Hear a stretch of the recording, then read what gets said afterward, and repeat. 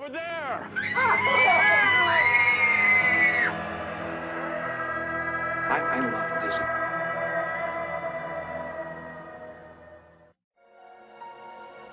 Alcatraz Island rises abruptly from the cold waters of San Francisco Bay. Formerly a military fortress, Alcatraz became America's most notorious maximum security prison, housing such incorrigibles as Al Capone and Babyface Nelson.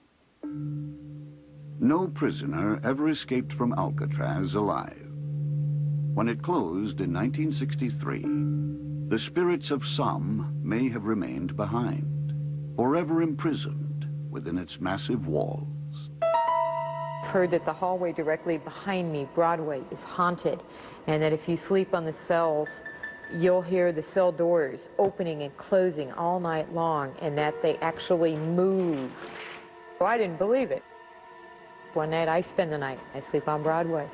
All night long I heard the mechanism that would operate the cell door.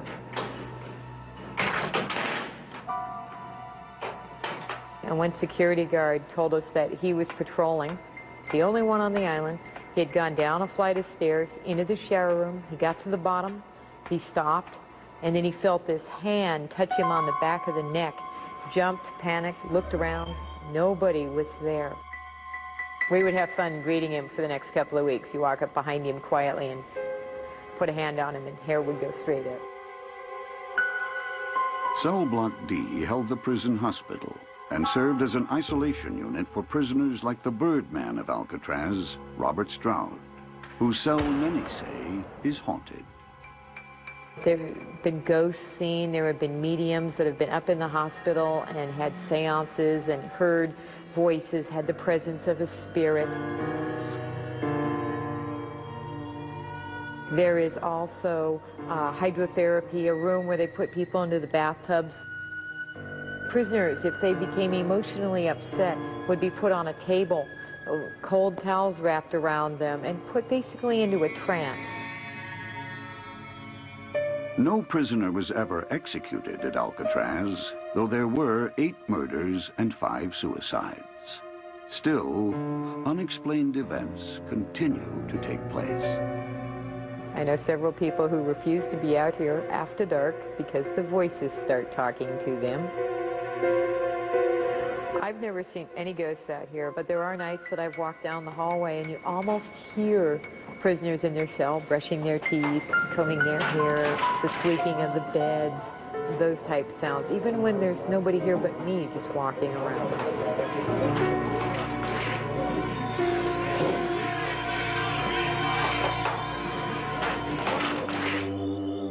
How and why does a place become haunted? And if ghosts exist, why? These questions have been asked, but never answered. In San Jose, California, visiting ghosts must navigate through a Victorian mansion, built according to blueprints received from the spirit world.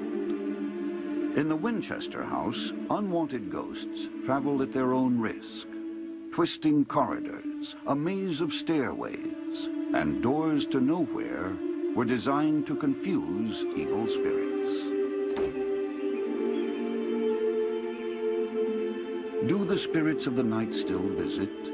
Employees report ghostly visages and other unexplained phenomena. The first time I was actually alone in the house, and I wandered off into one of the closed-off rooms. I guess it was one of the servants' bedrooms, and I let the door close behind me, and it felt the air pressure got really heavy in there, and it felt like the walls were getting closer, and I had to get out of that room really quickly. A lot of people have claimed to see lights in that room, and there's no electricity in the room at all. And I hear, you know, footsteps and creaking boards and whisperings whenever I'm cleaning in the house or whenever I close in the house, and there's nobody in the house when we're closing it. The mansion was built by Sarah Winchester, heir to the Winchester firearms fortune. William Winchester. William. When a Boston medium informed Sarah that the deaths of her husband and only child were brought about by evil spirits slain by Winchester rifles, she was advised to head west. In California, Sarah transformed a simple farmhouse into a mansion for the spirit world. Here, she was safe. For as long as Sarah kept building, she would be protected from vengeful spirits.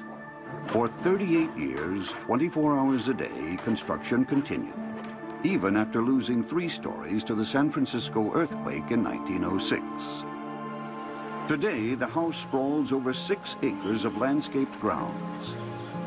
It contains 160 rooms, 47 fireplaces, 13 bathrooms, 52 skylights, and nearly 10,000 windows. Tiffany glass, rare woods, and other building materials of the highest quality were used extensively, adding to building costs that totaled nearly $5.5 million when construction ended after Sarah's death in 1922. Midnight until 2 a.m. were the ghosting hours at the Winchester house. During this time, Sarah contacted the spirit world for guidance. We've had some seances in the past where we've had different psychics come in and conduct a seance to see if they could raise the spirits of either Sarah Winchester or anybody else who was involved in the construction of the house. And we've had a couple of psychics say that there are spirits in the house, 3 spirits to be exact. There was a seance held a few years back inside the Daisy bedroom, and from what I've heard, a woman named Antoinette May and another man were staying alone in the house that night. And about late in the evening, the woman started to hear organ music coming from outside of the Daisy bedroom where they were staying. Well, the man didn't hear it. That is until he opened the door to the Daisy bedroom. And when he opened the door, he could hear it, only she couldn't hear it anymore. They closed the door for good, and that apparently disgruntled the spirits, as the next thing you knew, the floor was shaking very violently in the Daisy bedroom. The next morning, there were no reports of an earthquake, but there were 2 broken keys on the pipe organ down here in the Grand Ballroom. Some believe Sarah Winchester still haunts the house. The tour guide had said he came in to the room where Mrs. Winchester died, and he noticed there was an indent in a pillow. And he flipped the pillow back up, and he came back a little while later with the tour, and the indent was back in the pillow. For Sarah, the Blue Room was the soul of the mansion. Here she made contact with the spirit world. No one ever entered the room while Sarah lived. Some believe it's still a doorway for visitors from another dimension. So what I'll do is go up and get the primer and... we were coming to work, and we were talking about what we were going to be doing. Skylight. And I turned around and looked down the hallway, and I seen a man standing there. And then he disappeared. We went down to see if somebody was in the house, and there was nobody there. I never believed in spirits or ghosts or anything. Yeah, so, I didn't either. But I do have a belief now that there is something in this house.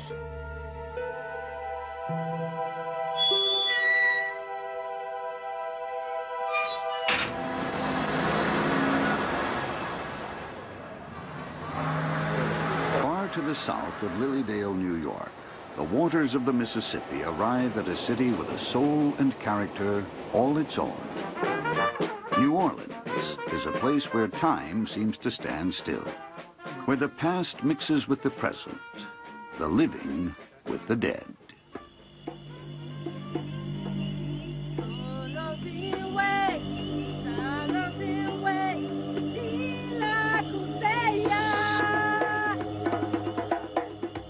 Voodoo arrived with slaves from Africa and the Caribbean. Today, it is practiced much as it was then, with rituals and ceremonies to call forth the spirits of the dead.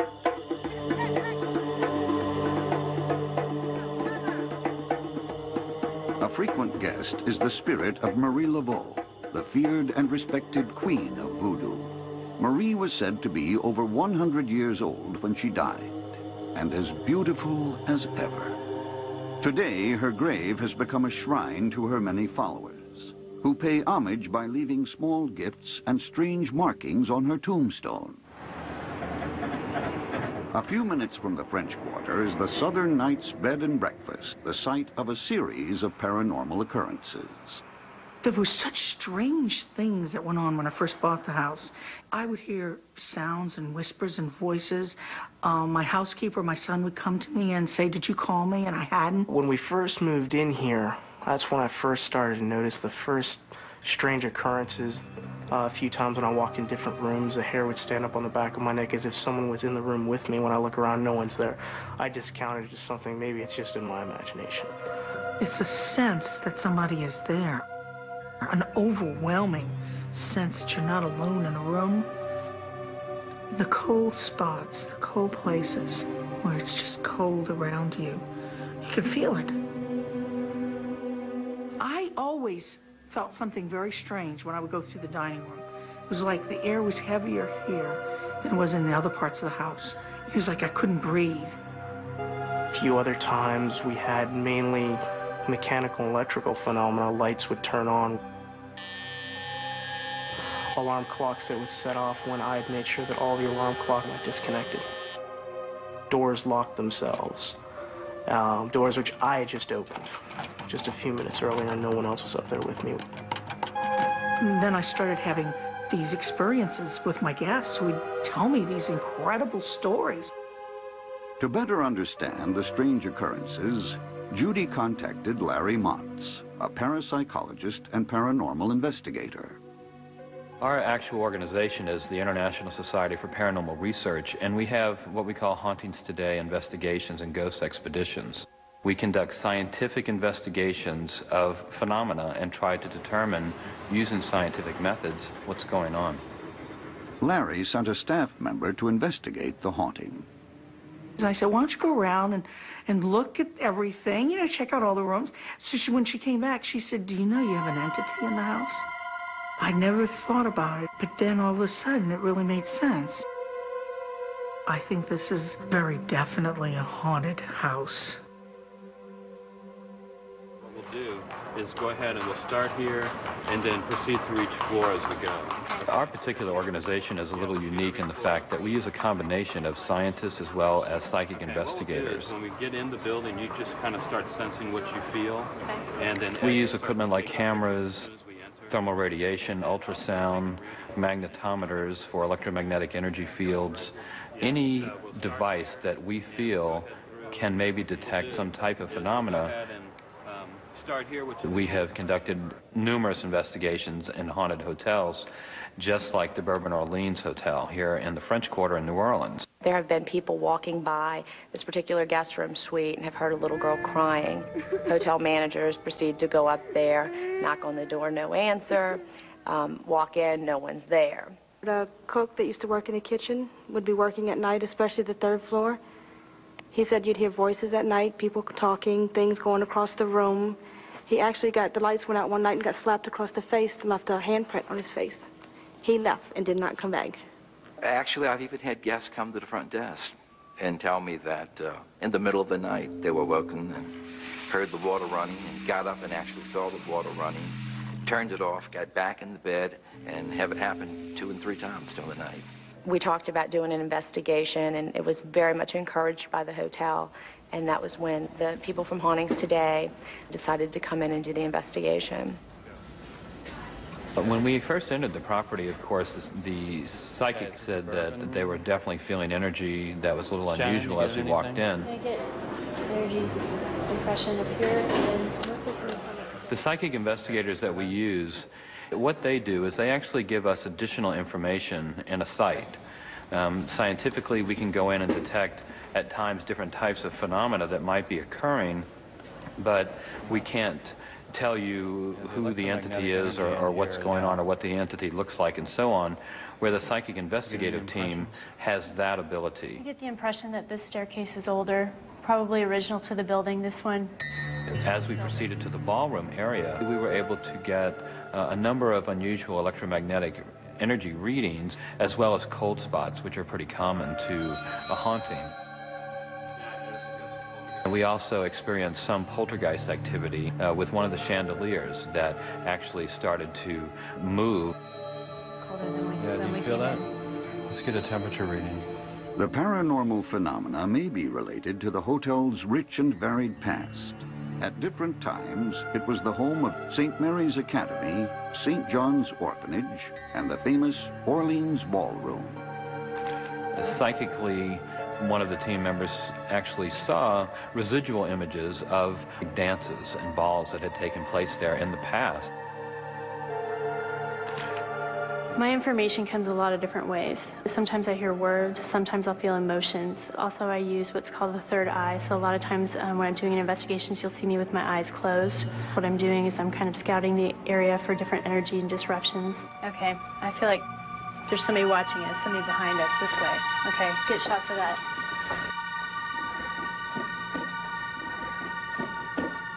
I don't see her. She's gone. We were able to actually locate several entities in this particular property on the investigation. One was a Confederate soldier and officer that did appear to us in a hallway. You see that image down the hallway around the corner? Yeah, and we kind of chased down the hallway, but weren't able to find him after that. Others have also seen ghostly entities. Doing turn down, which is turning the rooms down at night. They give you a list of vacant and rooms that you need to turn down. When you close the curtains at night, you look across the courtyard, and I saw a nun sitting in a window in a vacant room crying. At first we had gotten kind of an impression, or a psychic impression, of a person standing all the way at the end of the hallway. And as we approached it, this nun appeared. And she turned quickly and moved through one of the doors of the room. And as we entered the room, of course, she disappeared. Our nation's capital has experienced more than its share of hauntings and paranormal phenomena. One of the reasons Washington is so fascinating as a haunted city is not only because of all the power that's been involved, past and present, and the forces, if you will, but also the people who have verified these sightings. Presidents and first ladies have seen ghosts, congressmen and senators. The most dramatic case was Her Imperial Majesty Queen Wilhelmina of the Netherlands. She was visiting the president, and she was put in the Lincoln bedroom. Very, very late at night, she heard a knocking at the door, and there stood Abraham Lincoln. Even the U.S. Capitol is believed to be haunted. When President Garfield was assassinated, it was after a long and spectacular trial of the assassin Charles Guiteau. And a guard going through the rotunda suddenly thought he saw Guiteau walking through there, and he gave chase. And suddenly he stopped and realized, wait a minute, Guiteau was executed last week.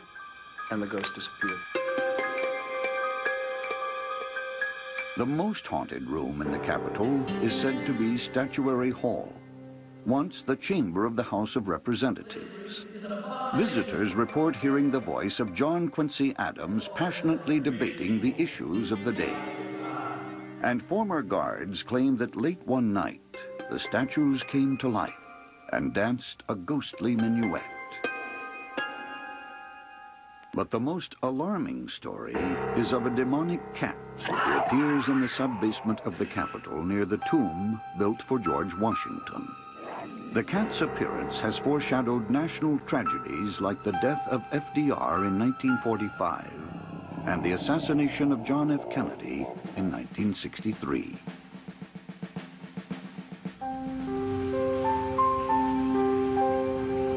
High above the bluffs of the Missouri River lies the town of Atchison, Kansas. It is the birthplace of Amelia Earhart,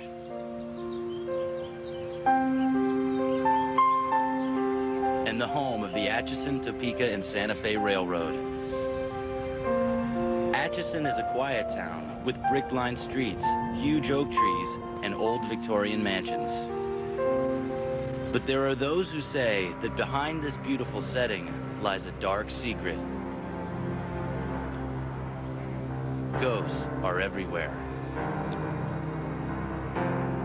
Atchison is known as one of the most haunted places in America. Atchison, for its size, seemed to have more ghosts per capita than any other town. Author Lisa Hefner Heights wrote about Atchison's ghosts in her book, Haunted Kansas. Atchison not only appreciated their ghosts, they cultivated their ghosts and their ghost stories. So much so that Atchison has its own trolley tour of the town's haunted places. Good evening, ladies and gentlemen. Welcome to Atchison's Haunted Trolley. And tonight, it's our aim to bring you other experiences that are unseen but real. Thousands of ghost enthusiasts from across the country climb aboard each year to experience all the thrills and chills Atchison has to offer. To those of you who may still be skeptical, I submit the story of Sally. She is Atchison's most celebrated and best recorded ghost. Now, Sally was a little girl not far from your age when her mother brought her here to the home of her physician. He determined quickly that the problem was Sally's appendix, and the only way to solve that problem was to take the appendix out that night at that time. He reached over and grabbed the ether and put the wet rag over her face. She fell asleep. He reached over to grab his instruments. He didn't check carefully enough to see if she were asleep. He began the incision across her stomach. She was not yet asleep. She screamed. She sat up on the table, and she died on that table in that house. People in Atchison claim that ghosts have been haunting the town for hundreds of years. But things changed in 1993 when a young couple who lived in this house went public with their very scary story. I was holding my son at the time, and when it went through me, I just kind of glanced down, noticed these scratches bleeding pretty bad. For Tony and Deborah Pickman, their tale of horror started innocently enough. They had just had their first child and moved into a new home. But soon, they began to notice odd things happening around the house. You turn the TV off at night to go up the stairs, and you get halfway up the stairs and the TV turns back on. You turn the stereo off and you walk into the other room and it turns itself back on. And you think, well, maybe I didn't hit the switch off right, or you try and make an excuse. Your brain doesn't want to accept another reason. I really didn't believe in ghosts. I'd never seen one, but I was probably a pretty good skeptic. That was until the day when Tony says he was physically attacked. I felt like something stung me on the back, so I asked her to look what bit me. She lifted up my shirt, and the expression on her face was, she said, "Oh my God." Well, I'm thinking, oh, what did I get bit by? Is it a spider bite? And there were 3 scratches across my back. These photographs were taken by Deborah to show the scratch marks on Tony's back. The Pickmans claim that these bizarre scratchings continued to appear on Tony's body on a regular basis. The Pickmans also noticed something strange about their family photographs. Things seemed to show up on all of them in some form, not always. And it was not just a blur on the lens, because we would take a picture here and we would take another additional picture, and there was still not a blur in both of them. It was just a one instant kind of thing.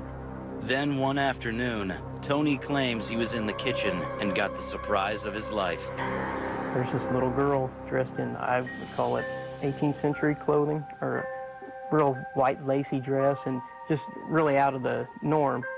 And she was just staring at me with big eyes, just like she was more scared of me than I was of her, just like she was as shocked to see me as I was her. And I dropped the glass, and as soon as it hit the ground, she was gone. Tony drew this picture of what the girl looked like. By now, the Pickmans wanted answers, so they asked a local psychic to visit their home and see if their house was haunted. They recorded the event on home video. She said that we had a little girl spirit, a really sweet little girl spirit, about 6 or 7 or 8. And she was very protective of the baby. Her name was Sally, S-A-L-L-I-E instead of the L-Y. Okay, she doesn't like us all in here. Yeah, she doesn't like it. She says, too many people are in here, get out. But Sally, as the psychic called her, was apparently not the one scratching Tony. She said that there was another woman in the house, and that this woman was doing things and blaming Sally for them. Meanwhile, the TV show Sightings, which investigates reports of paranormal activity, had heard about the Pickman story.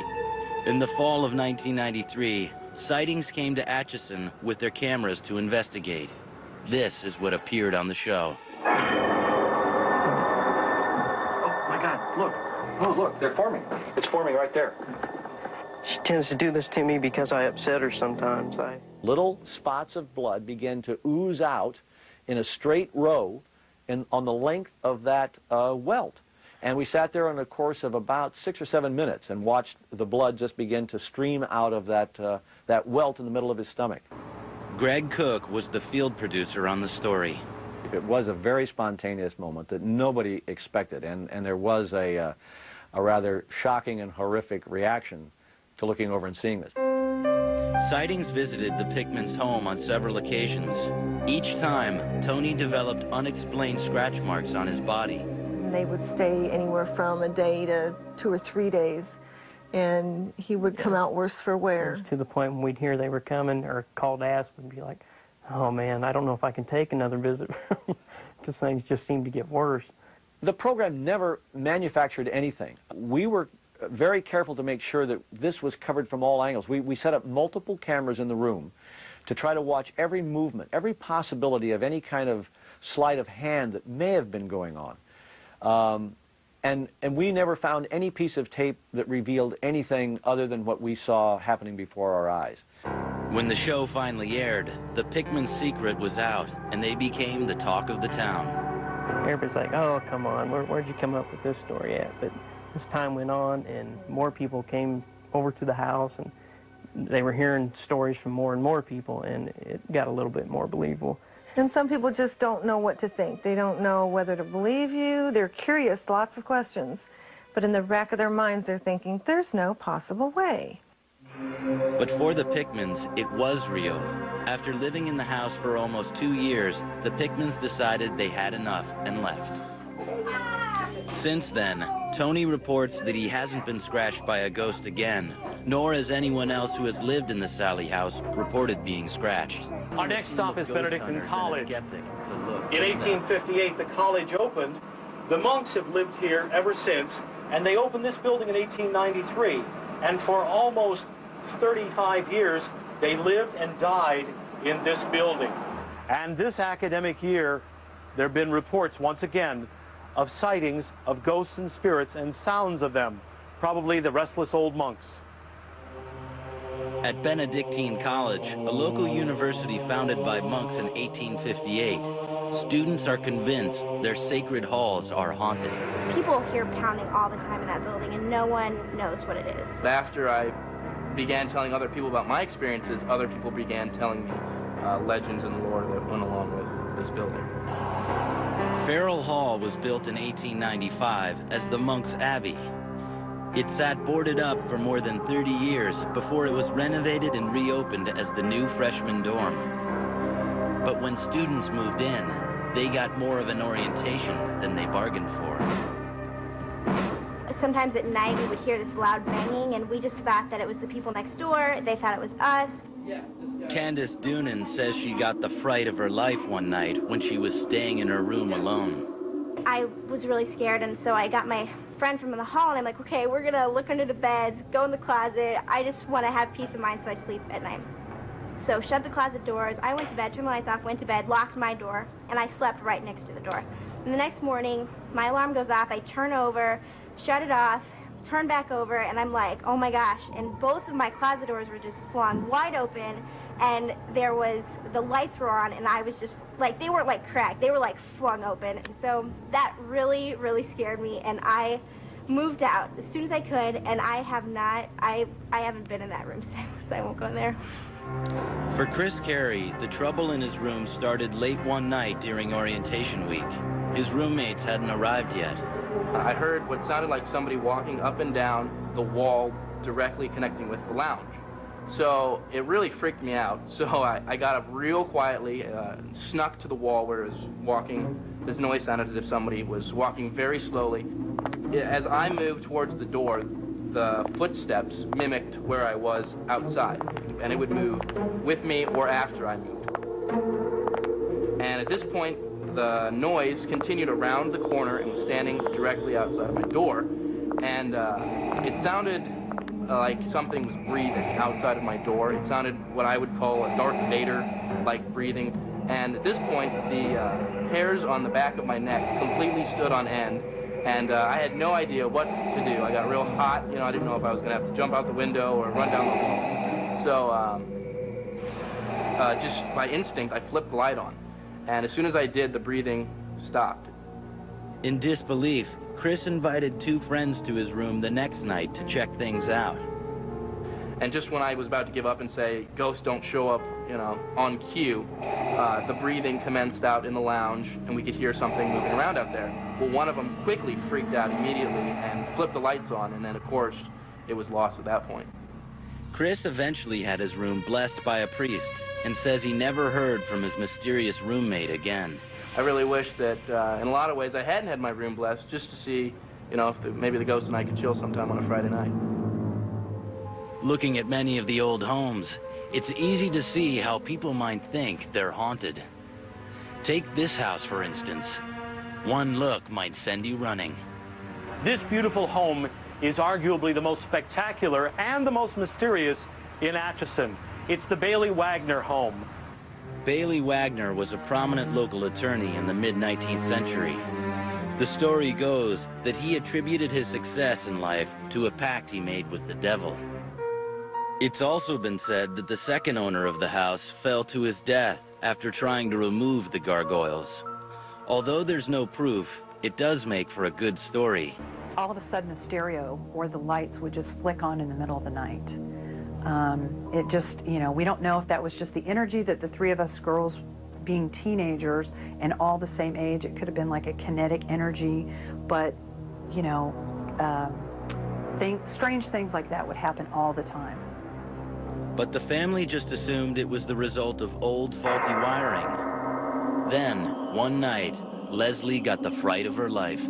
I was about 12 years old, and I was in my room, and in the hall was a backlight of the hall light being on, and it was very dark in my room, and I looked up, and there was this entity standing, looking inside the door. I thought, okay, I'm having a dream, but I closed my eyes and I looked again, and there it was. I remember seeing it as a shadow. It wasn't, you know, there were no features. It was just a silhouette of a person, and I looked so briefly because it scared me. When I screamed for my mother, the entity was no longer there. Her mother told her it was just a bad dream. But then, a few years later, when Leslie and her sisters were home alone, they got another big surprise. We were in high school, and we had just come home from events of that evening, and we heard this really loud bang. Like, I liken the sound to a suitcase falling down the stairs. Boom, boom, boom, boom. And we both ran out and met each other at the staircase and looked up, and there was nothing there. The noise was coming from the attic, but when they went up to investigate, there was nothing there except an eerie silence. They never heard us, they were just there. And we just sort of learned to live with it. We were young, so we were able to do that. According to the British Society for Psychical Research, the 13th most haunted place on Earth is Athens, Ohio.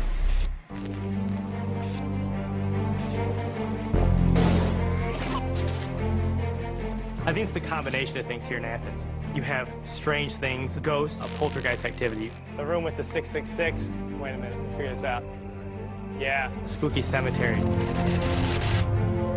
You throw in a crying angel, a haunted mental health center, residence halls that have ghostly inhabitants walking the halls at night, and you end up with a pretty spooky but pretty special place. I can't name one person I know on campus, and I know quite a few people that haven't had some experience or know someone that's had an experience. I've met a couple people that have felt very uncomfortable here from the start and said that they will never ever set foot in Athens, Ohio again. You'll be surprised how many people call you and say, oh, you won't believe what's going on in our hall right now. The Spook File is a collection of newspaper and eyewitness accounts of unexplained events in Athens.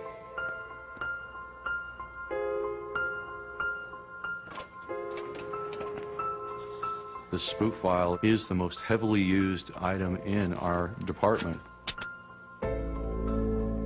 Yes, there are all kinds of unusual events and unexplained events that may be paranormal, and there are certainly a lot of unexplained events that never end up with any resolution. Documents in the spook file reveal a disturbing link between 5 local cemeteries and the town of Athens. When these 5 cemeteries are connected, they form a pentagram around the city of Athens, with the center of this being at the very center of campus. As you branch out, you begin to hit residence halls and the ridges, the mental health center, and you hit areas that are just chock full, really, of ghost stories and of legends behind them. There are several reasons why there's so much stuff going on here, and I'm going to explain a few of them. I decided to take people out into where it actually happens. Sometimes we see some stuff that we really just can't explain away. In 1873, the Athens Lunatic Asylum opened its doors. The Ridges at night is, I think, a horror movie waiting to happen. Part of me is really excited to go into the Ridges because it's an opportunity that not a lot of people have. To be able to get in there and explore and see what we can find, and there's so many legends. Originally, when it opened its doors, it was a big sign over the wrought iron facade was the Lunatic Asylum. Now, of course, it has this new name, the Ridges, to help describe, perhaps, its geographic look, a structure of 18 million bricks. And there on the top of this hill are these Victorian, beautiful but very spooky, very unsettling buildings. When you imagine what a 19th century mental hospital would have looked like, this is it. There are some of the rooms you can look through and still see shackles on the wall where the inmates were shackled.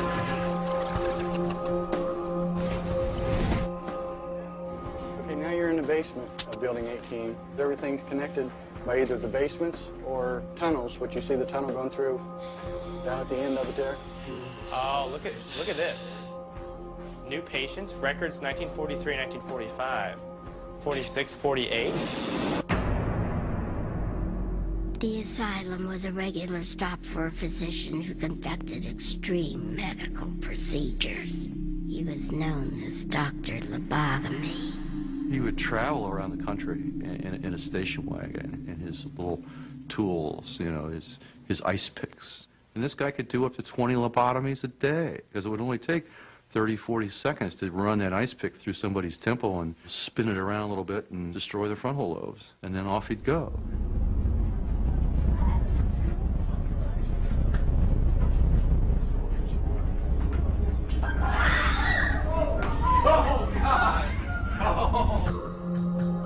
In 1979, the asylum was closed. The patients were transferred, all but one. A woman disappeared. They searched the institution 3 times, couldn't find her anywhere. The family had missed her and inquired as to where she was. So they had made searches, and I guess they had made several searches, you know, like in 2-week intervals, but they never found her. Sometimes you'll actually look up there and you'll see the window and they see something peering down upon them, which obviously creeps anyone out. Many people report an apparition. And in this one window, you could just barely see a presence. I promise you, I know it sounds exaggerated, but you could tell there was something up there. Year after year after year of sightings of a woman moving from room to room through the windows. Let's go see what's going on. It's around the corner. I thought he went over here.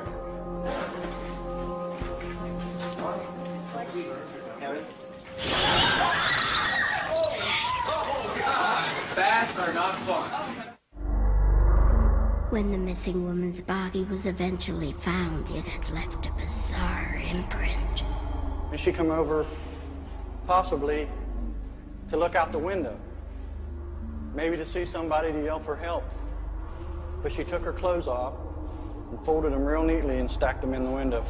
And then she laid down here.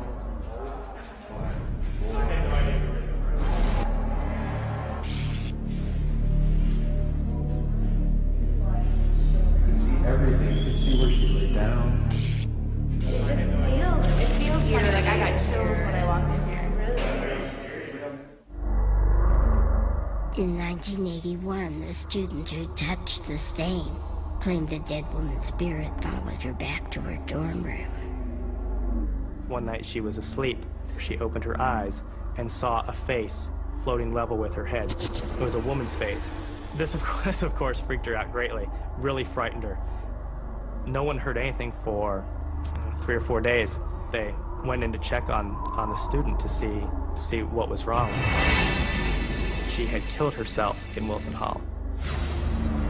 Ever since then, it has really held the reputation as the most haunted place on campus. Just do me a favor, and everybody just sort of crouch down and get a good hold of this grass, feel the ground. The ground you're feeling right now is Indian burial ground, sacred ground to Native Americans. So this has been a holy grave site for centuries. If you guys are ready, we'll go ahead and start heading into Wilson and see what we can come up with, see what we can find. You guys set? All right. Most people never get the chance to see what you guys are about to see. What we're going to do is, again, we're right here at the gateway to Wilson. The most haunted room on campus is just 4 flights of stairs straight up. All right? Let's head on up. Like I said, 4 flights right up here. We've had several students with a lot of what I've heard referred to as like a psychic slap in the face, where you walk into a place and you're hit by something that makes your hair stand on edge and puts you in a really uneasy state. Creepy building. It is. You're absolutely right. Right here through this door is pretty much right where it happens. This is the hallway where most of the ghostly activity is centered. You guys ready? Yeah.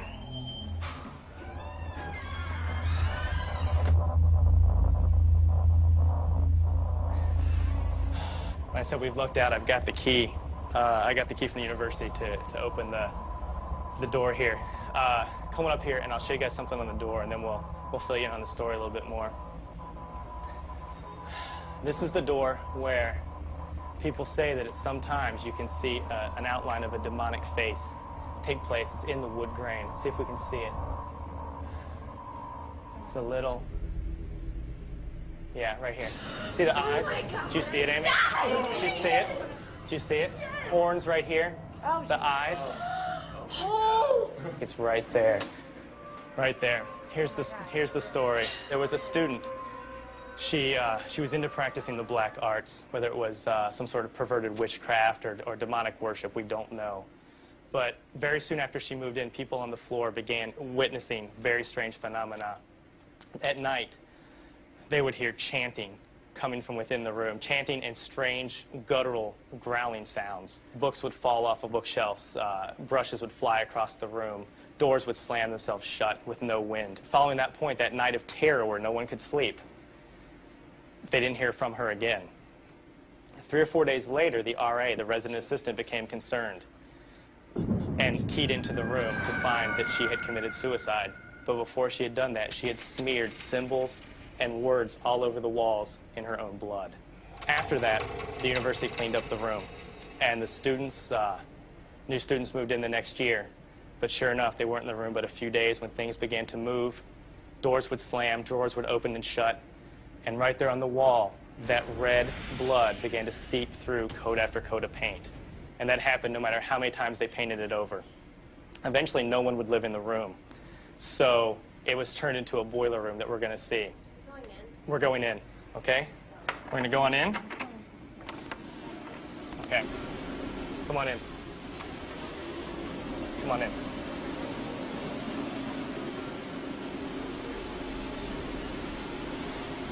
So if you come right over here, you can see where the wall was taken out. That's the wall that had the blood coming through it. The university, the only way to stop it was to completely destroy the, another door slam. The only way to do it was to completely take out the wall. It was the only way to stop that from coming through. Can we go? Oh, it's just a board. It's a board. It's a board. Okay. All right. Do you guys want to go? Do you want to get out of here? All right. Let's go. I agree. Yeah. Yeah. Let's get. Yeah. Yeah. Let's get out of here.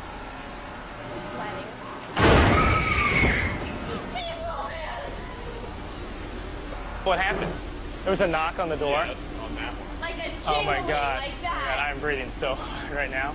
She's right here. She's standing right here. Got some serious chills. All right. Outside. Okay. All right. Let's get the door open and get out of here. Let's get the door open. No. No. We need to go. We need to go out this way. We need to go out here. That was not a jingle. That was a. That was a push. I didn't hear it. I was still in the back. That was a. I can't. Yeah, my heart is racing. That's the room. Well, that's the room at the end of the hall right there. You know, you hear stories about stuff that, you know, this room's creepy or whatever, and you show up and it's a room, but that was. It's got something to it. No, yeah, that was definitely one of the most chilling places I think I've ever been.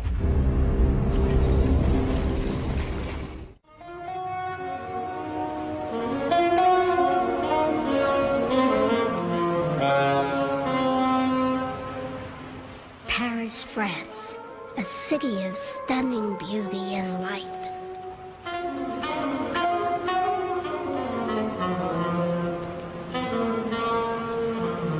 But underneath Paris, there is a darker world.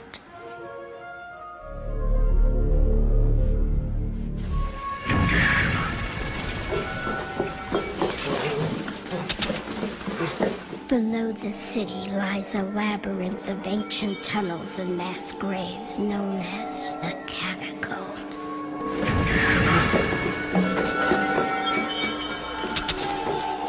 Dangerous and largely unmapped, the catacombs have been sealed off to the public for decades. It is down here that a video camera containing mysterious footage was discovered.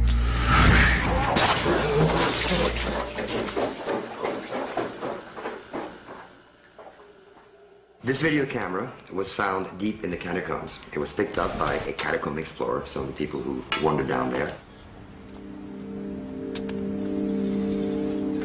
It was given to me. I looked at the tape. It's very bizarre.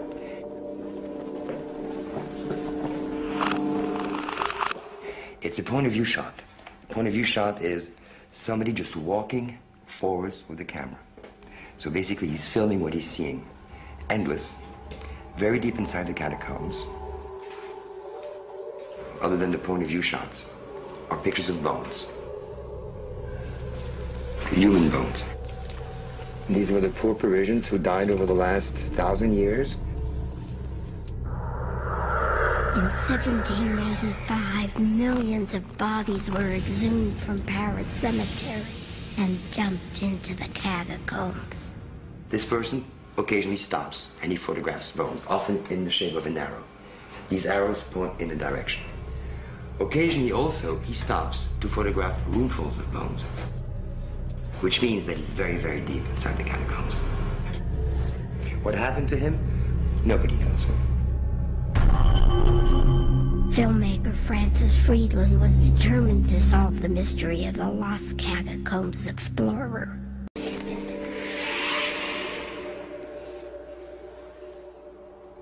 I mean, there are 400 miles of tunnels like this. So I brought the tape to a cataphile, an urban explorer. Cataphiles are strange people. They're people who have this passion for the catacombs. These people go down there to find new passages, new entries, new bones, new skeletons. Lézard is probably the person in Paris who knows the catacombs better than anyone. So according to Lézard, the person is not someone who knew his way around. My intention right now is to go down with a still photographer, Vincent, a friend. I'm also going to take an excellent soundman, Francis, to spend some time in the catacombs and try to solve the mystery.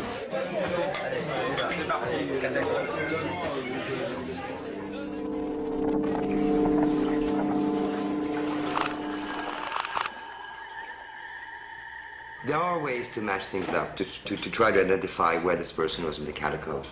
At times you'll see there's signs, painted signs on the wall, which is not uncommon. People have been painting in the catacombs for centuries.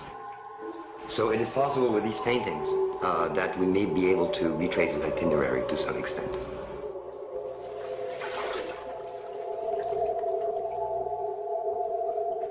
After about 40 minutes of these point-of-view shots and these pictures of bones, the person begins to walk faster and faster. Then he begins to run. We hear his breathing get louder and louder, as though something was scaring him. He's frightened, he's frightened. Occasionally he stops, perhaps to try to decide which way to run among all the many different corridors. He's running faster and faster and faster, deeper and deeper into the catacombs. And all of a sudden, he drops the camera. The camera just drops on the ground and keeps rolling. And you see his feet just run away.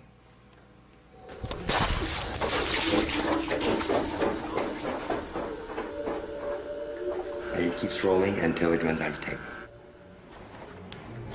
Francis and I are going to now meet the director of the Catacombs Museum, who has nothing to do with the cataphiles, doesn't even want to know about the cataphiles, but he may have some information, and hopefully he can let us look at some maps of the catacombs. In Paris, you have as many miles of tunnels underground as there are streets above ground. No one knows just how many passageways exist in the catacombs, but we believe that they go down over 300 feet. Some are filled with water, and many tunnels have collapsed over the years. It's an enormous maze. We think there are as many as 7 levels to it, spreading under the entire city. How do you get into the catacombs? Illegally, of course, and the idea is to find an entrance. The problem is that the authorities keep shutting them down. Apparently, Lézard has found a new way to get in. But it's way out from the center of town. It's actually on the edge of the city, through the railroad tracks for about a mile. And then this little hole in the ground, and we have to crawl through it. And he could still be down there. Maybe he found his way out. Nobody knows. We'll try to solve the mystery if we can.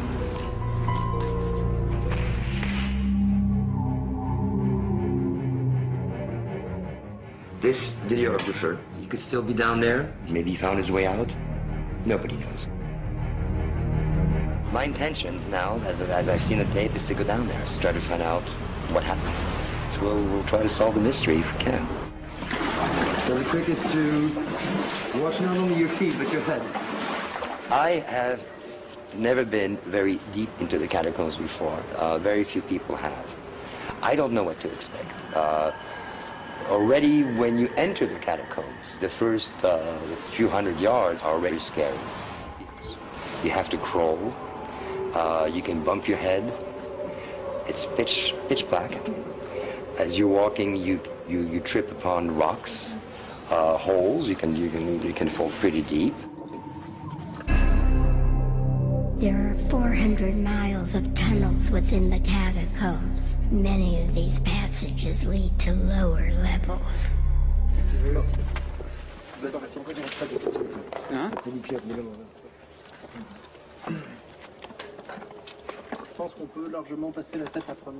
Really, the tunnels are so incredibly vast, our chances of finding the lost man are probably very slim. But we do know by looking at his video that he got as far as these lower levels, where we are now.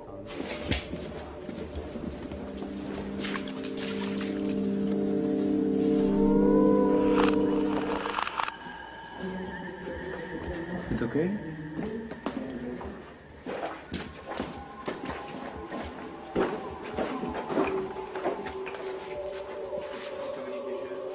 Anybody can get lost in here. Anyone can get lost in here. I mean, imagine just running out of batteries on your flashlight. You're dead. You're dead. It's true. I mean, just look at this. You lose your flashlight. What happens? We're finished. We're dead.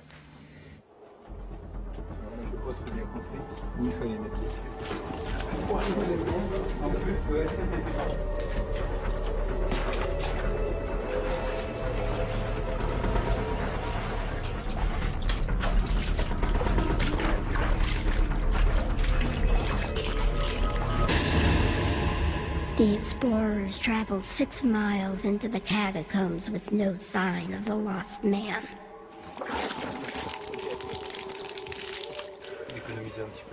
This is my own opinion, but this is far too deep for an amateur to be messing around. He must have lost his way down some passage and died.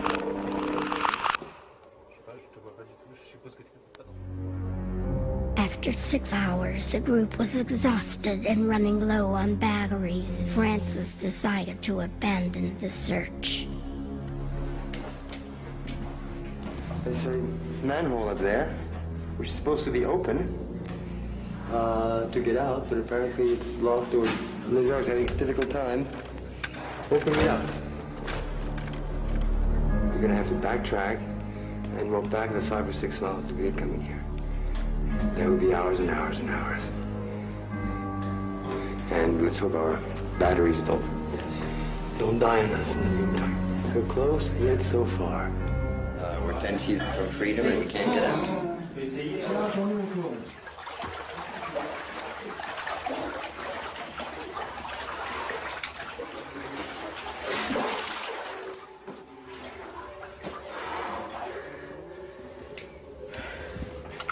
It's about 60 feet from here to the street. Well, it looks like a manhole. There's no way to get out of it. You need to be mountain climber to get out of it.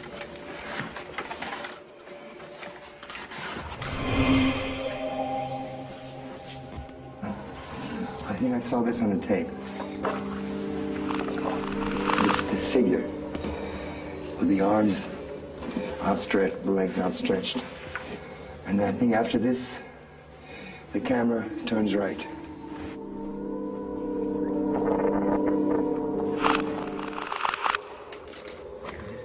Donc là, on va passer sur un passage de flotte.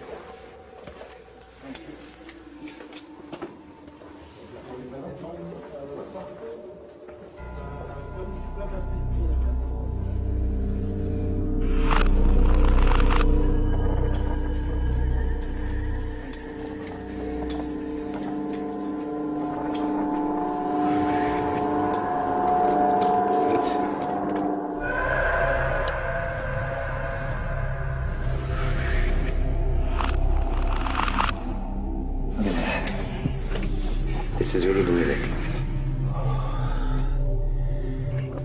That's a lot of bones. I'm standing on dozens of corpses, just walking on them. You can't see the bottom. I don't even know how deep this is.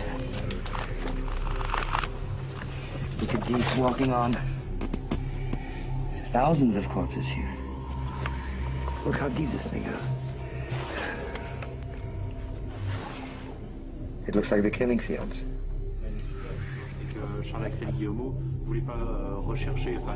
According to Lézard, if you search through these catacombs, you could find the gate to hell. Perhaps this person found it by accident.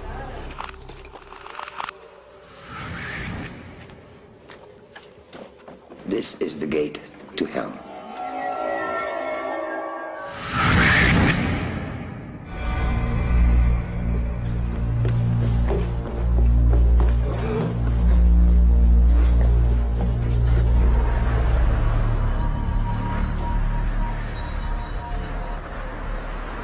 Hours underground.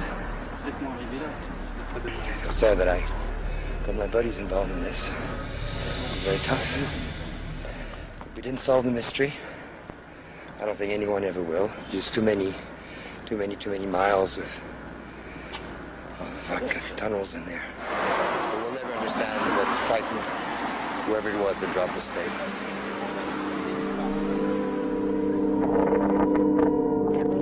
Has ghost stories on its shelves. But when Zach and Lisa visit Willard Library, they aren't just reading a ghost story, they're trapped in one. My name is Zach, and I'm 17, and I live in Evansville, Indiana.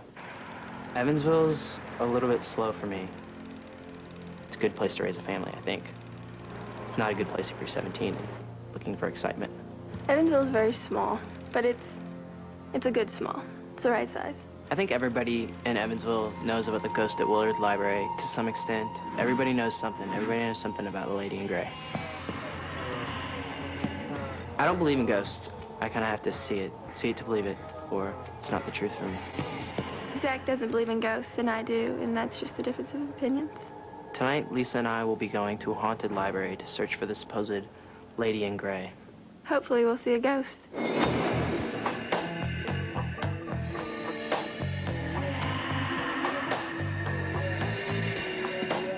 local myth has it that the Willard Library is haunted by Lady in Gray. There have been literally hundreds of sightings and encounters and feelings. Anyone that has said they have seen her, she's always dressed in gray. They believe Lady in Gray is Louise Carpenter, the daughter of Willard Carpenter. He was a great philanthropist and did a wonderful thing when he built this library, but he was especially miserly when it concerned his family. When Mr. Carpenter passed away, he left his fortune to support the library. I think she was pretty bitter. Probably died pretty unhappy. I would, at least. The Lady in Gray was first sighted in 1937 by the library janitor. He encountered a woman, and he could see right through her. He shined his flashlight right through her. Since I've been here, I've had a few unexplained experiences here at the library, ranging from thinking you hear footsteps when there's nobody else in the room, to strange things happening with the books. Books being rearranged, books jumping off shelves. I was sitting at my desk working, and behind me there's 2 monitors. I saw something on a monitor, and it went from one monitor into the other monitor, and everything else that was in the monitor was really clear. But whatever it was that was moving, you could not see it. We have an alarm system. It's the creepiest when there is no apparent reason for the alarm to have gone off. I've made 3, maybe 4 alarms at Willard Library. When you come in at night, it's kind of creepy. You know, everything creaks and groans, and like I say, the Gray Lady, you know, you've got these stories in the back of your mind. Not sure if I'm scared, but I'm not sure if I'd want to see her face to face. The last alarm I made with Kim, we never found any apparent cause for the alarm. If I saw a ghost or, you know, Lady in Gray, what have you, it would answer a lot of questions, you know. It would take care of a lot of thinking for me. At least I'd know something was going on when you die. I think that if Zach sees a ghost, he'll believe in him. Zach and I are going to the Willard Library and meet Tim Hart. I've investigated the Willard Library 3 times.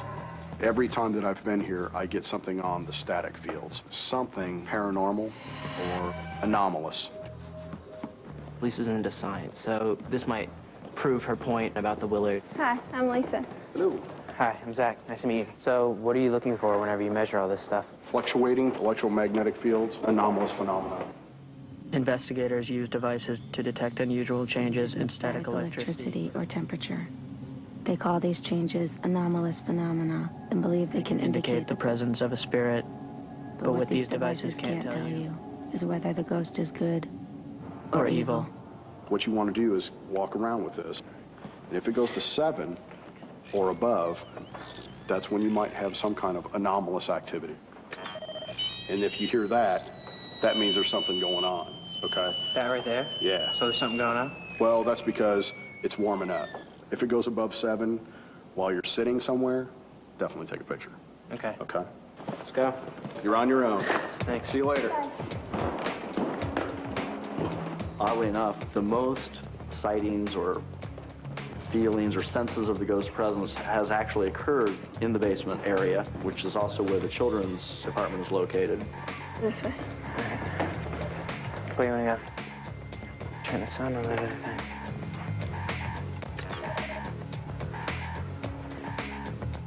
We go around this way. I don't know, none of these things are flipping out or anything, so let's see what else we can find.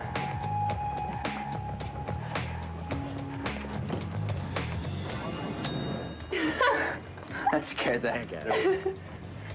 All right, fear's kind of like a common link between everybody, you know what I mean? Everybody fears something. It may not be the same thing, but it feels the same whenever they get scared. Everybody knows what it feels like. It's just kind of sink in your stomach, you know what I mean? Your kind of heart drops down. For a split second, you're real frantic. You don't exactly know how to react.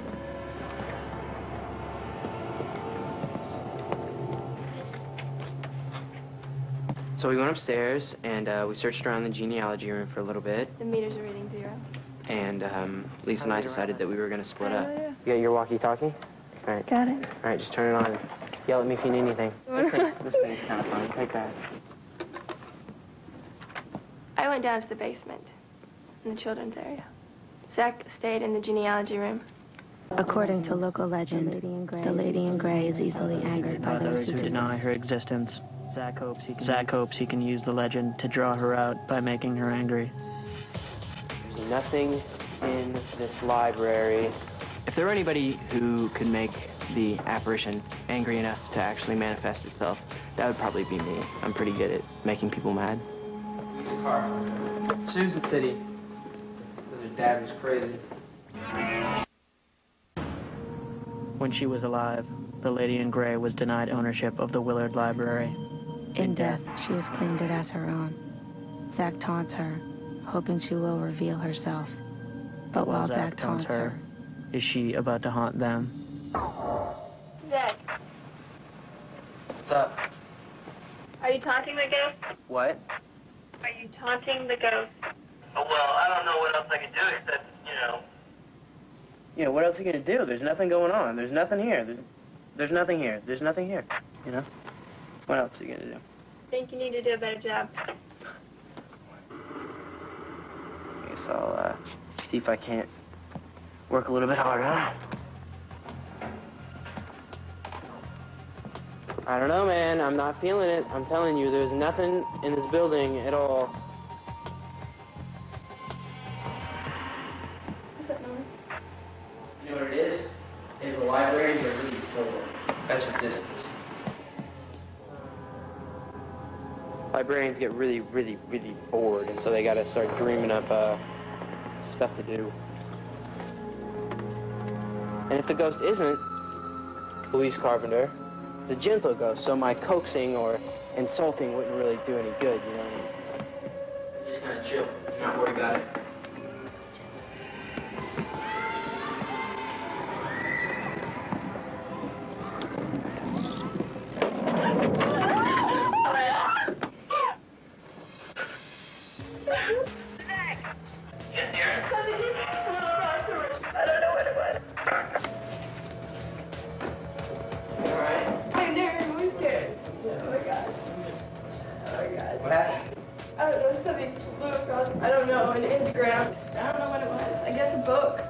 A book? Just random. Did you go over and check it out? By the rocking chair. You gonna go check it out? Go ahead. Alright, so let's go. Let's check this out.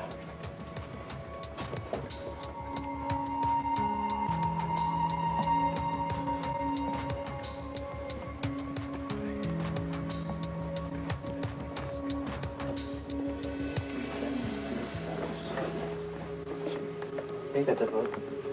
Zach, What? did you find anything? Yeah.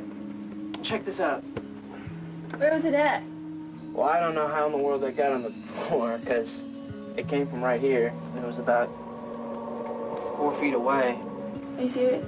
Well, it was like, it's like, what, 5 feet? But 5 feet, like it didn't just fall. Well, no. This is, McGruffy's Eclectic. Weird. You want to look at this book? No. Fine. Will you tell me how old this book is? Nope. So you weren't actually in the Peacock room or anything, yeah? That's where it started, and I heard something like a chair rocking or something. So let's go over here and see what's going on with this rocking chair.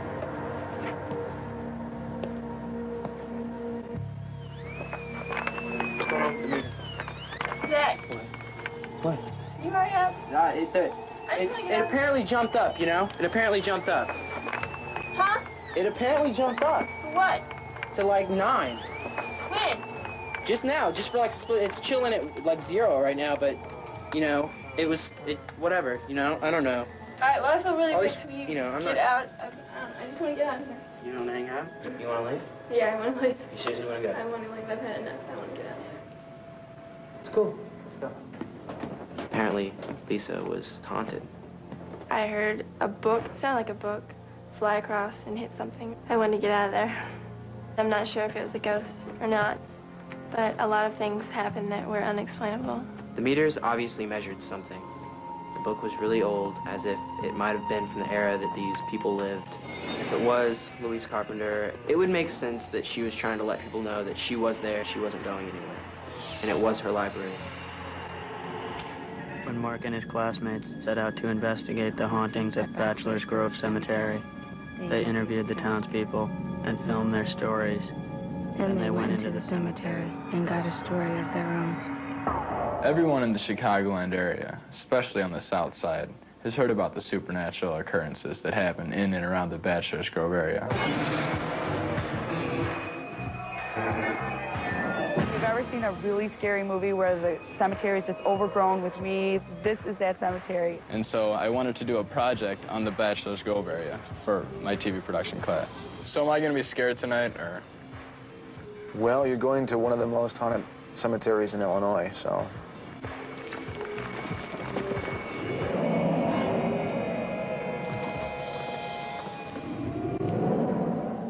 I'm Mark, and I live in Midlothian, Illinois, and go to Bremen High School. I take a class called TV production, and in that class we learn about all the different equipment used in TV production, and we also do our own projects. Midlothian is a beautiful suburb in the south of Chicago, and it's also home to one of the most haunted cemeteries in the nation, called Bachelor's Grove. I believe that it is haunted. I believe in that pretty much all the places that they say are haunted, I believe something happened there. There's floating orbs of blue light, disappearing farmhouses. Al Capone dumped a few bodies in the lagoon there. Bodies that were dumped into that lagoon kind of found a resting place in Bachelor's Grove Cemetery. And that's why I heard it's haunted. Yes, I know, isn't that freaky? Some people think in a small town that there's nothing really going on, but we have like this really haunted cemetery so close to us. I do believe in spirits and everything. I mean, it is a cemetery, so I mean, that's the place where stuff is going to happen most likely. And I think a video project is a good way to learn about it. Right there. I started off by going around town and asking the locals what they knew about the Grove. And they told me a lot of different stories, a lot of personal accounts, and a lot of stories that I've already heard. But it was all really interesting. Legend has it that there had been a farmhouse. Most people describe it as a larger home, very ominous looking. And as you approach this house, it starts to shrink away smaller and smaller and then disappears. A few of us went back there, and my brother Pat and another guy were standing back there, and out from the tree line came, I guess it'd be the caretaker of the house. He started screaming, him and the two guys he was with, because the caretaker was running after him. And they said they were throwing rocks, and the rocks just passing right through the caretaker. I talked to Monty, an expert ghost hunter. March of this year, me and my girlfriend had went out there, and we're in the pond area. This was an area where the mobsters had put their victims in the 1920s and 1930s. Well, directly over the pond, we saw a blue orb about the size of a mini basketball. Paranormal experts believe that orbs, the spots of light that sometimes appear on photographs, are spirits captured on film. I don't believe this to be any kind of lens flare, simply because there are no reflective surfaces. It was taken in a dark cemetery pretty late at night. And as well as these orbs that we pick up out at Bachelor's Grove, we also pick up fogs and mists that aren't normally seen with the eye as well. This happens to be a foggy night, and the fog is pretty consistent throughout the photo, and literally showed up in every photograph that I took that night. If it was a foggy night, this would definitely show up in more photos. I spoke with a town historian to try and get a little more history on the Grove. In our collections at the Historical Society, we have a drawing of the cemetery, which helped us in our research to document the families and the individuals that are buried there. We found some 5 miles from the cemetery, a small child's stone from the cemetery. There is a story about a ghost woman. Sometimes it's a woman in white, and she leaves a fresh flower on a child's grave. There is some people that think that this infant, Emma, was the child's grave that the flower is being left at. There are a lot of stories, and a lot of them are very convincing. Even though I'd like to believe a lot of these legends, I won't believe anything until I see it. Krista and Lisa entered the cemetery. The plan was to split up, to keep in constant communication, and to remain calm. Things didn't go as planned. Stories I've heard about Bachelor's Grove range from flying orbs to Al Capone's dead victims in the bottom of the pond to a house that you can't reach because it disappears once you get up close to it. There are a lot of stories, and I'd like to believe them all, but I need proof before I believe them for myself. You've never been to Bachelor's Grove before? I can't believe you live there. You've lived here all your life and you've never gone there. I've never been to the Grove myself. Why haven't you ever been there? I don't know. Are you scared? No, I'm not scared. I've never been to the Grove before because a lot of my friends are really afraid to go there. But I'm going to go ahead and investigate it anyway. Then I met up with Larissa and Lisa. We made plans to sit in the Grove at night with our camcorders, videotaping, to see if anything would show up on the videos. There's flowers in it. I think it's pretty. Where? Little flowers, like carved in. Oh, I thought you meant like fresh flowers. We saw a gravesite, and there was no flower laying on it. But then a few hours later, on the same gravesite, there was a flower laying there. There was nobody around there but us. Really new. Didn't we come down this one? Right, we didn't see that there. It looks pretty fresh. I just wonder if it's us not paying attention or if it's for real. That was the first time that we were really creeped out. You realize that right now we are like above the remains of people. I had a plan in my head about the investigation that night. Larsa and you and me will all like take like an area, and then we get an hour's worth of footage in. Is that cool? Well, Like what? Like what are you thinking? I am like terrified of being here and you're gonna send me on a trail by myself in the dark. So I decided that Lisa and Larissa would go down to the pond together, and that I would stay in the cemetery. All right, make sure that you're talking and saying, you know, all right, this is what's going on. We are heading towards the pond where the dead lobster bodies are supposed to be. There we go.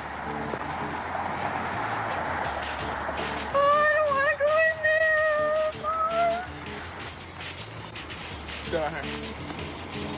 This is good. Oh my god, there's the pond. Yeah. I almost walked right into it. Yeah, it's pretty close. Good luck. I'll see you in an hour. Okay, be careful. Bye. Be careful and do not go in the vanishing house, Mark! I had constant communications with the girls. Hello, you guys okay over there? We're over here camped out by the swamp and we haven't really seen anything yet. It stays that way between you and me. And so it begins. Just starting this hour of me being by myself. Nothing so far. I'll keep you posted. This place is definitely out there, I'll tell you that much. I was filming the trees and the grave sites and everything that was around me when I was sitting, but I wasn't getting much of anything. Mark, we can see you from here.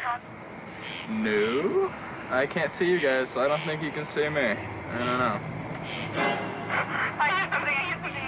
What do you hear? Like noises over the swamp, like something. Oh, I heard it. I'm serious. Wait till you're there. Hi, Mark, I'm here. What's going on? She thought she heard something by the pond, so we're checking it out. They figured that I was close by, so they weren't afraid. Honey, you're gonna be fine. Just talk to Lisa. If you call me sweet things one more time, I'm gonna beat your head in. Larissa, call. We have a half an hour left. Let's just do it for one more half hour and we'll be all right. I can't, Mark. Talking to myself is the only way that I'm not gonna be that scared. So I'm gonna talk about everything that we've seen so far.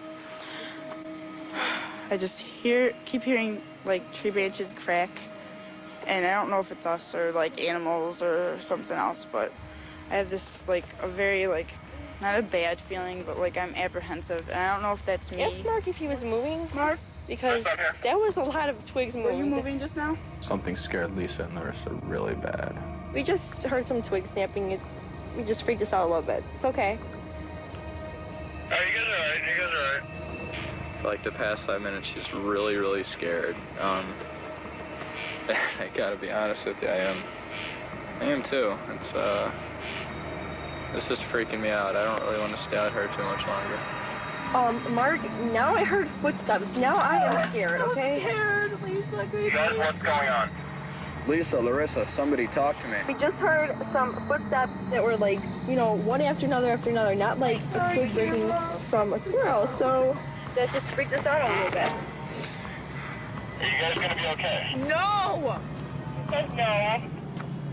I'm so scared. Seeing the girls in that state was frightening enough for me. Okay.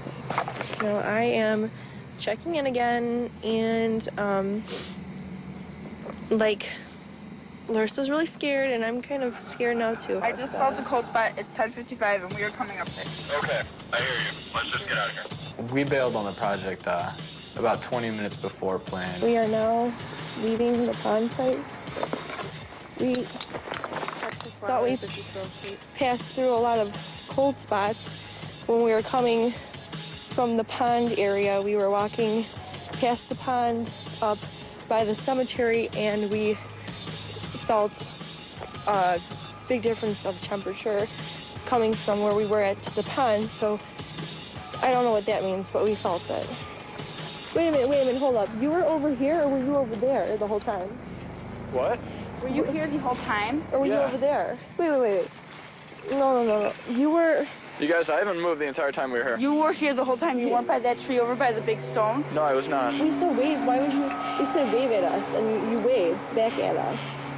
Yeah, from here. It definitely wasn't me.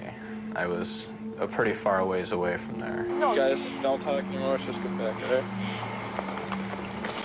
They were really creeped out when they found out that they were staring at somebody that definitely wasn't me. But from where you said you were, there's no way we could have seen you because you were set back in the graveyard, but this was like right there. They looked like they were looking at us. Well, if it wasn't Mark that we saw, and he obviously wouldn't lie to us about the project. He wouldn't say, oh, I was there and he wasn't there. So if it wasn't him, there's nothing else that could describe it except if it was that lady in white. When we first started this whole project, I knew that we were going to get some information, maybe, you know, find out a few things about the cemetery that I didn't know before, but we ended up finding out a lot more than I had bargained for. Yeah, I think that we got, you know, on our part, a successful project because even if we didn't get it on tape, at least we saw it, you know, right. And I think they're a very dramatic project on my part because I was... Right, to show how the fear of the cemetery can make a person change. Yeah, I'm in a different state now than I was about 20 minutes ago when I was still in there, and I really do think it's a real scary place, and I think it's haunted. In the winter, the population of Virginia City drops to about 100, if you don't count the dead.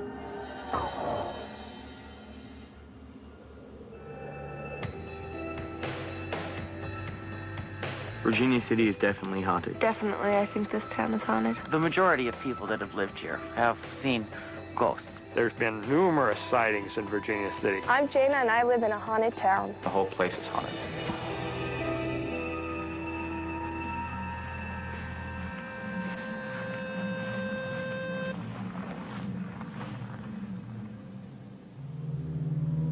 Virginia City is kind of in the middle of nowhere. Our closest town is Bozeman, and it's like 60 miles away. So we're kind of isolated, I guess you could say. There's only about 100 people that live here during the winter, and so it kind of gets a really eerie feeling. This whole town has a history of murder and violence, and I think that's why things are unsettled here.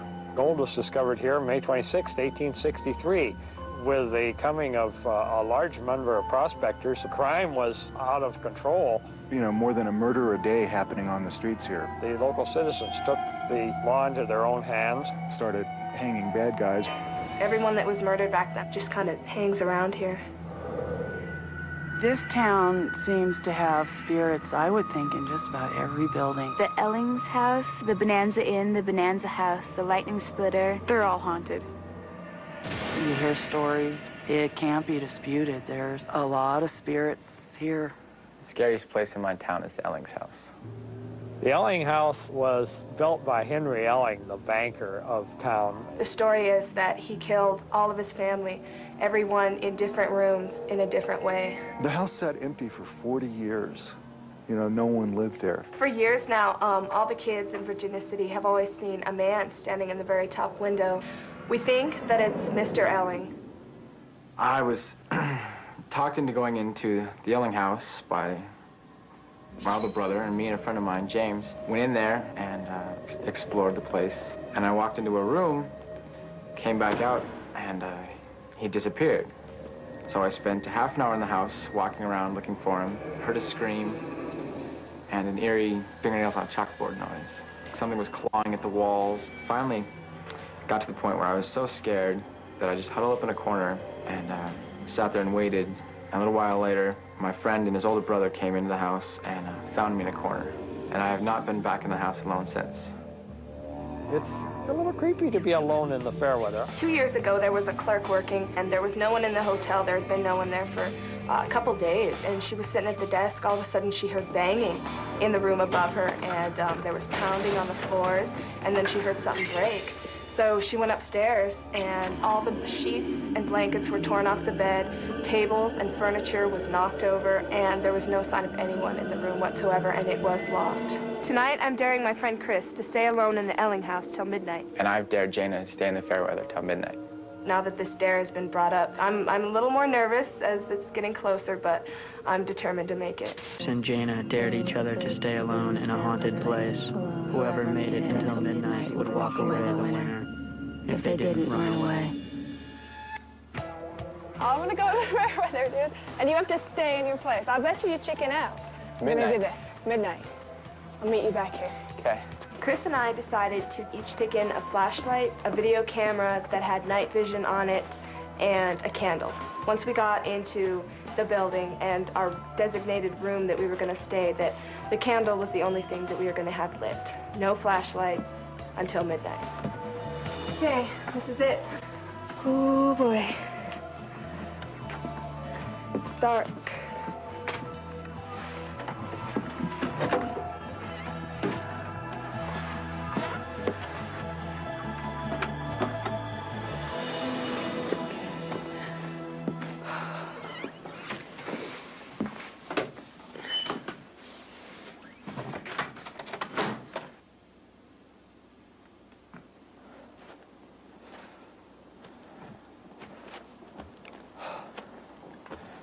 For some reason, the second time going in this house is worse than the first.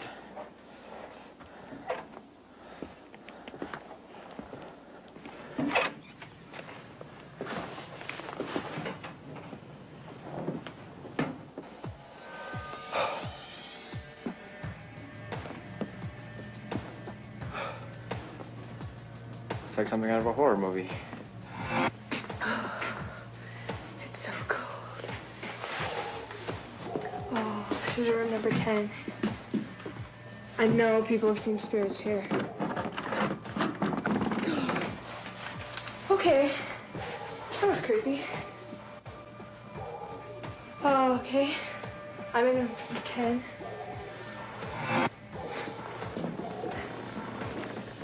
This is, well, it's kind of covered up, but that's the window that Mr. Allen looks out, or his ghost looks out. Light my candle. Light. Okay, out with the light.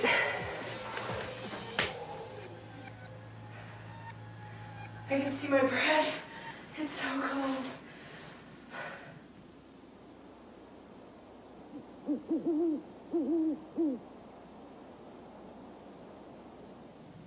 Still in the same room, waiting for something to happen. Okay, I'm gonna watch my candle. I can't tell you how I'm feeling right now. Want to see something, don't want to see something. Let's check out the ceiling in this place. I look pretty cute. There wasn't much for them to do except wait for something to happen. Then suddenly, the waiting was over. For Jana.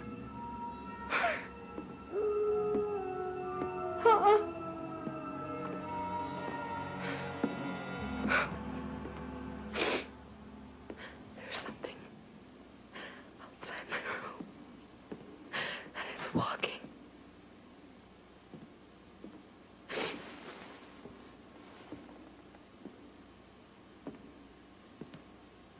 Oh.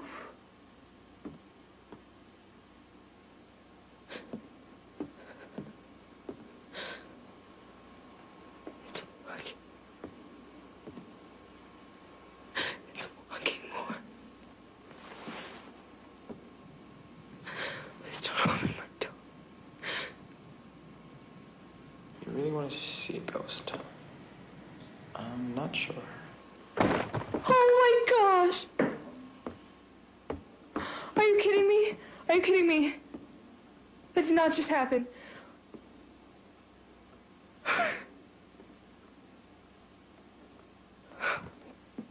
Wondering if it's going to come from behind, if it's going to come through the walls, or if it's just going to appear right in front of me. Please don't open my door. Please don't open. It's walking again.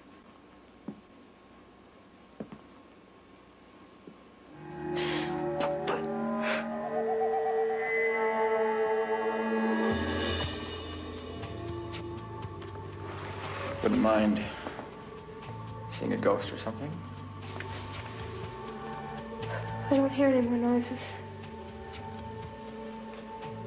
Okay, that was the scariest thing I've heard all night.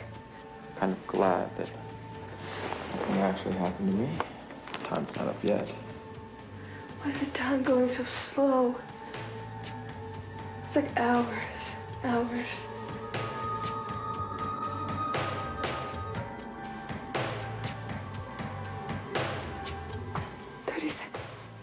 I have 30 seconds. My chair, my candle. Candle's still going.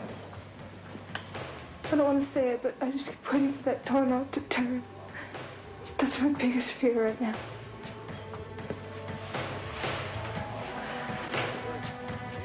Ten seconds. 10 seconds.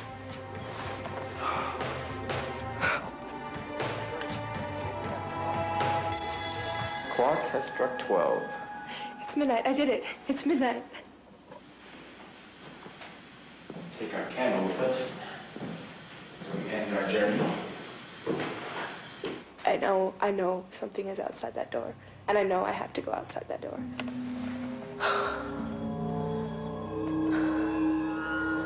Okay. I don't think anything's... It's not... Okay. Oh. Okay. I'm not seeing anything. Okay. Here we go.